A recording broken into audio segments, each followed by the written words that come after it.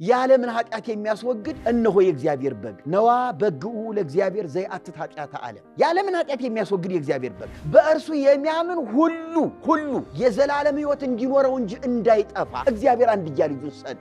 ማንን ሊያሳፍር ማንን ሊመታ? ፈርዖንን ከሰራዊቱ ጋር ሊመታ አይደለም። ጠላት ሰይጣንን እስከ ወዲያኛው ሊመታ። እስካሁን ያሰቃያችሁን እስካሁን በባርነት የገዛችሁን ሰይጣንን ዲያብሎስን ለዘላለም አታዩትምና ነው የተባልነው። እኛ ደግሞ ሰይጣን ዲያብሎስን ጠላታችሁን ዛሬ የእግዚአብሔርን ማዳን እዩ፣ አትፍሩ፣ ቁሙ።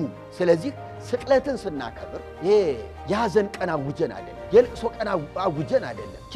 ኪርየለይሶን እየተባለ ወየው እየተባለ ሰው ሁሉ እያለቀሰ ደረት እየደቃ የሚውልበት ቀን አይደለም።